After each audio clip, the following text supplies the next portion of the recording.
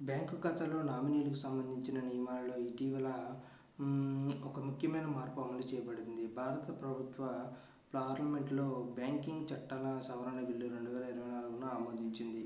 ఇది బ్యాంకు ఖాతాదారులు తమ ఖాతాలను ఒకరికి నుండి గరిష్టంగా నలుగురిని నామినీలుగా నియమించడానికి అనుమతిస్తోంది. ఈ మార్పు ఖాతాదారుల మరణానంతరం వారి ఆస్తుల బదిలీల సులభతరం చేయడానికి మరియు బ్యాంకు ఖాతాలు మరియు ఎఫ్డీలు మిగిలిన ఉన్న క్లెయిమ్ చేయమని డబ్బు సమస్యను తగ్గించడం లక్ష్యంగా పెట్టుకుంది. గతంలో బ్యాంకు ఖాతా లేదా ఫిక్స్డ్ డిపాజిట్ ఒక వ్యక్తిని మాత్రమే నామినీగా నియమించేవారు. అయితే చాలా సందర్భాల్లో ఖాతాదారుడు మరణించినప్పుడు డబ్బును స్వీకరించే క్రమంలో ఇబ్బందులు ఎదురయ్యాయి. ఉదాహరణకు, నామినీ ఉన్నప్పటికీ చట్టపరమైన వారసుల మధ్య వివాదం ఉండేది, లేదా నామినీ కూడా మరణించి ఉంటే ప్రక్రియ మరింత క్లిష్టంగా ఉండేది.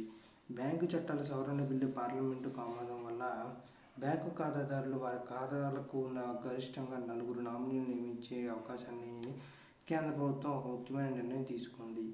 దీని ఆధారంగా బ్యాంకు చట్టాల సవరణ బిల్లు 2024 మార్చి 26న అంటే 2025న పార్లమెంటులో ఆమోదించబడింది. గత డిసెంబర్లో లోక్సభలో ఆమోదించిన తర్వాత రాజ్యసభలో ముజావానీ ఓటు ద్వారా బిల్లును ఆమోదించారు. ఫలితంగా ఇప్పుడు బ్యాంకు ఖాతాలకు నలుగురు నామినీని జోడించడం సాధ్యమవుతుంది.